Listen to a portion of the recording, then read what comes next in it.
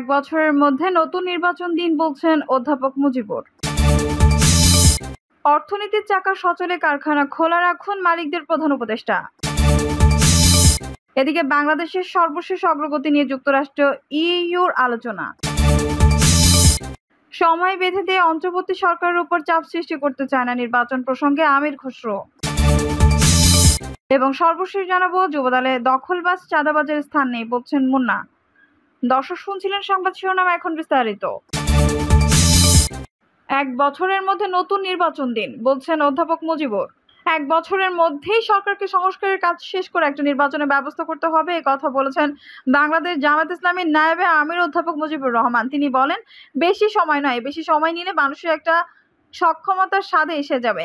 অতীতে দেখা গেছে এই ধরনের শক্তি যখন ক্ষমতায় যায়, ক্ষমতার স্বাদ যখন পেয়ে যায়, তখন আর ক্ষমতা ছাড়তে চায় না, নতুন নতুন দল তৈরি করে ক্ষমতাকে আগলে ধরার চেষ্টা করে। মুজিবুর রহমান বলেন, যার ভেতরে আল্লাহর ভয় আছে সেই ব্যক্তি শিক্ষক, যার ভেতরে ভয় নেই তিনি শিক্ষক নন। রাসূল সাল্লাল্লাহু আলাইহি সাল্লাম এসেছিলেন মানুষের চরিত্রের পূর্ণতা দিতে, যার ভেতরে নৈতিকতা নেই সে পশু।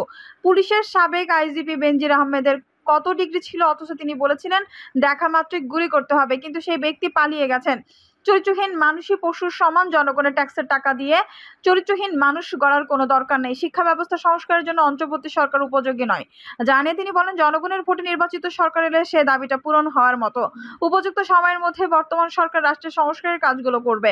নির্বাচনের জন্য কেয়ারটেকার সরকারের অধীনে একটা নির্বাচন ব্যবস্থা করতে হবে। নির্বাচন সরকার এসে জনগণের উপযোগী শিক্ষা ব্যবস্থা কায়েম করবে। নির্বাচিত সরকারের কাছে এটি দাবি করতে পারেন, কিন্তু উপদেষ্টা সরকারের কাছে এত পরিমাণ দাবি করছে মানুষ।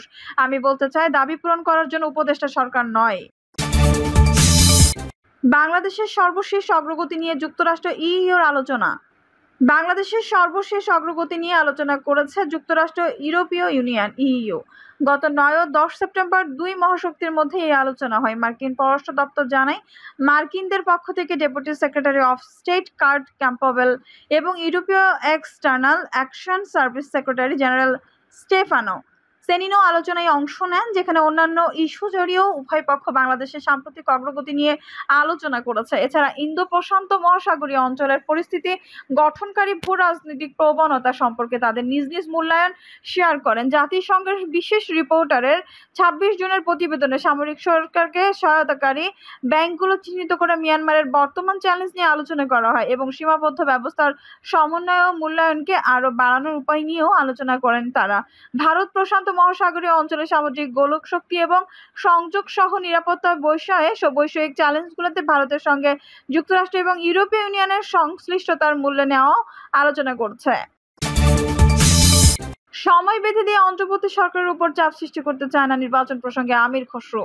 জাতীয় নির্বাচন নিয়ে নির্দিষ্ট কোনো সময় বেঁধে দিয়ে অন্তর্বর্তী সরকারের উপরে বিএনপি চাপ সৃষ্টি করতে চায় না বলে জানিয়েছেন দলটির স্থায়ী কমিটির সদস্য আমির খসরু মাহমুদ চৌধুরী।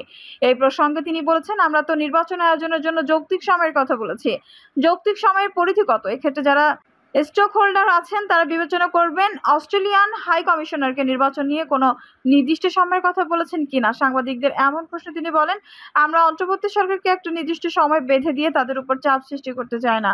আমরা চাই সরকার সফলতাভাবে তাদের কাজগুলো করুক, যত তাড়াতাড়ি সম্ভব নির্বাচন কমিশন গঠন করে নির্বাচন প্রক্রিয়ার কাজ শুরু হোক। আমরা নিশ্চিত তারা সে কাজটি করবে, দেশে আবার কোনো বিশৃঙ্খল হোক এখন কেউ তা চায় না বলে মন্তব্য করেন বিএনপি এই স্থায়ী কমিটির সদস্য। তিনি বলেন, আর কোনো বিশৃঙ্খলা মানুষ চায় না, কারণ সুযোগ সন্ধানীরা এখনো বসে আছে, তাদের তো আমরা সেই সুযোগ দিতে পারি না। দেশের মানুষের আশা আকাঙ্ক্ষা পূরণে আমাদের একযোগে কাজ করতে হবে। ভুল ত্রুটি থাকলে আলোচনার মাধ্যমে সমাধান করতে হবে। আমির খসরু বলেন, শেখ হাসিনার শাসন আমলে নির্বাহী বিভাগকে ধ্বংস করা হয়েছে, এখান থেকে বেরিয়ে আসতে হলে একটা ঐক্যবদ্ধ প্রচেষ্টা থাকতে হবে। নির্বাচন প্রসঙ্গে আমির খসরু সময় বেঁধে দিয়ে অন্তর্বর্তী সরকারের উপর চাপ সৃষ্টি করতে চায় না। গতকাল জেলা প্রশাসক নিয়ে সচিবালয়ে হাতাহাতির ঘটনা ঘটেছে, জনগণ এই বিষয়ে ভালোভাবে নিচ্ছে না। সময় বেঁধে দিয়ে অন্তর্বর্তী সরকারের উপর চাপ সৃষ্টি করতে চায় না। গতকাল জেলা প্রশাসক নিয়োগ নিয়ে সচিবালয়ে হাতাহাতির ঘটনা ঘটেছে, জনগণ এই বিষয়গুলো ভালোভাবে নিচ্ছে না। জানতে চাইলে আমির খসরু সাংবাদিকদের বলেন, গত 15-16 বছর দেশের সব জায়গায় চরমভাবে রাজনীতিকরণ, ক্ষমতার অপব্যবহার ও সব জায়গায় নিজেদের লোক বসানো যে অপপ্রচেষ্টা ছিল, তার ফলে দেশের নির্বাহী বিভাগ দলীয় নির্বাহী বিভাগে পরিণত হয়েছে। তিনি বলেন, এখান থেকে বেরিয়ে আসা খুব সহজ কাজ নয়, হয়তো ভুল ত্রুটি থাকতে পারে। আমরা বলবো আলাপ আলোচনার মাধ্যমে সমাধানের জন্য নিজেদের মধ্যে আলাপ আলোচনা করে সিদ্ধান্ত নিলে ভালো হবে। অস্ট্রেলিয়ান হাই কমিশনারের সঙ্গে বৈঠকের বিষয়ে বিষয়ে বিএনপির এই অন্যতম নেতা বলেন, বৈঠকে অস্ট্রেলিয়ান হাই কমিশনার জানতে চেয়েছেন শেখ হাসিনা সরকার পতনের পর বিএনপি কি ভাবছে এবং অন্তর্বর্তী সরকারের 1 মাস কেমন ছিল। আমাদের দলের কি প্রত্যাশা। অস্ট্রেলিয়া বাংলাদেশের সম্পর্ক নিয়েও আলোচনা হয়েছে, বিশেষত দুদেশের ব্যবসা বাণিজ্য নিয়ে আলোচনা হয়েছে। এই অঞ্চলের জিওপলিটিক্স ও রোহিঙ্গা সংকট নিয়েও কথা হয়েছে। একই সঙ্গে দুদেশের শিক্ষা নিয়ে আলোচনা হয়েছে। আপনারা জানেন অস্ট্রেলিয়ান আমাদের অনেক শিক্ষার্থী পড়াশোনা করছে, তাদের নিয়ে অস্ট্রেলিয়া আরো কি ভূমিকা রাখতে পারে তা নিয়েও আলোচনা হয়েছে, যোগ করেন আমির খসরু। বিএনপি স্থায়ী কমিটির সদস্য বলেন, দেশের বর্তমান প্রেক্ষাপটে কবে নির্বাচন হবে, নির্বাচনের জন্য কত সময় লাগতে পারে তা জানতে চেয়েছে দলটি। নির্বাচন আয়োজনের জন্য কি কি পরিবর্তন প্রয়োজন তা নিয়েও আলোচনা হয়েছে। মূলত সার্বিকভাবে আলোচনা শেষে যত তাড়াতাড়ি নির্বাচনের মাধ্যমে একটি গণতান্ত্রিক সরকারের হাতে ক্ষমতা হস্তান্তর করা যায় সে বিষয়টি গুরুত্ব পেয়েছে। তিনি আরো বলেন, একদিকে ফায়ার ফাইটিং করতে হবে, অন্যদিকে আমাদের প্রতিষ্ঠানিক যে ক্ষতি হয়েছে সেগুলো ঠিক করতে হবে। সবার একই প্রশ্ন, এই কাজগুলো কত তাড়াতাড়ি হবে, কবে একটি গণতান্ত্রিক সরকারের কাছে শান্তিপূর্ণভাবে ক্ষমতা হস্তান্তর হবে। এই ব্যাপারে আমরা সরকারকে সার্বিকভাবে সহযোগিতা করছি। অর্থনীতি চাকা সচলে কারখানা খোলা রাখুন মালিকদের প্রধান উপদেষ্টা। অর্থনীতি চাকা সচলে কারখানা খোলা রাখতে মালিকদের আহ্বান জানিয়েছেন অন্তর্বর্তী সরকারের প্রধান উপদেষ্টা অধ্যাপক ডক্টর মোহাম্মদ ইউনূস। প্রধান উপদেষ্টা বলেন, তৈরি পোশাক, ওষুধ শিল্প এসব এলাকায় শ্রমিক ভাই বোনেরা তাদের অভিযোগ জানানোর জন্য ক্রমাগতভাবে এই শিল্পের কার্যক্রম পরিচালনা বন্ধ রাখতে বাধ্য করছেন। এটা আমাদের অর্থনীতিতে যে নেতিবাচক প্রভাব ফেলবে সেটা মোটেও কাম্য নয়। এমনিতেই ছাত্র শ্রমিক জনতার বিপ্লবের পর যে অর্থনীতি আমরা পেয়েছি সেটা নিয়ম নীতিবিহীন দ্রুত ক্ষীয়মান একটা অর্থনীতি। প্রাতিষ্ঠানিক কাঠামো প্রায় ধ্বংসপ্রাপ্ত, বৈদেশিক মুদ্রার রিজার্ভ তলানিতে গিয়ে ঠেকেছে। আমরা এই অর্থনীতিতে প্রাণ সঞ্চারের চেষ্টা করছি, আমাদের উদ্যোগে সাড়াও পাচ্ছি। ঠিক এই সময়ে আমাদের শিল্প কারখানাগুলো বন্ধ হয়ে গেলে, অকার্যকর হয়ে গেলে দেশের অর্থনীতিতে বিরাট আঘাত পড়বে, সেটা কিছুতেই কারো কাম্য হতে পারে না। ডক্টর মোহাম্মদ ইউনূস বলেছেন, শ্রমিকদের অনেক দুঃখ আছে, কিন্তু সেই দুঃখ প্রকাশ করতে গিয়ে আপনাদের মূল জীবিকাই বন্ধ হওয়ার উপক্রম হলে সেটা ঠিক হবে না। দেশের অর্থনীতি ধ্বংসপ্রাপ্ত হলে সেটা ঠিক হবে না। মালিক শ্রমিক উভয় পক্ষের সঙ্গে আলাপ করে এসব সমস্যার সমাধান আমরা অবশ্যই বের করব। আপনারা কারখানা খোলা রাখুন, অর্থনীতির চাকা সচল রাখুন, দেশের অর্থনীতিকে সোজা হয়ে দাঁড়াতে দিন।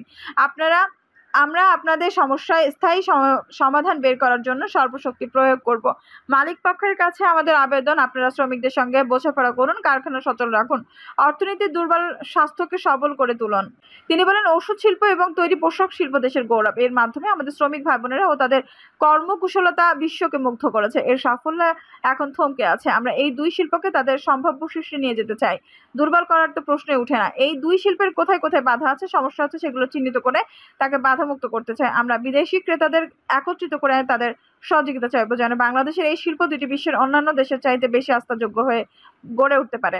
সবকিছুই সম্ভব যদি আমরা শ্রমিক ও মালিক সম্পর্কটা একটি নির্ভরযোগ্য, আনন্দদায়ক করে গড়ে তুলতে পারি। আমাদের সরকার প্রথম মাস কাটলো, দ্বিতীয় মাস থেকে আমরা নতুন বাংলাদেশ গড়ার ভিত্তি হিসেবে নতুন শ্রমিক মালিক সম্পর্কের সূচনা করতে চাই। এটা দেশের সবার কাম্য। দেশের নতুন প্রজন্ম নির্ভয়ে যেন তাদের ভবিষ্যৎ নিয়ে এগিয়ে যেতে পারে, আমরা সেই লক্ষ্যে কাজ করছি। দর্শক, এই ছিল এখনকার সর্বশেষ সংবাদ। নিউজটি ভালো লাগলে অবশ্যই একটা লাইক দিন, কমেন্টে আপনার মূল্যবান মতামত জানান। সবসময় আমাদের পাশে থাকতে সাবস্ক্রাইব করে বেল বাটনটি অন করে রাখুন। ধন্যবাদ।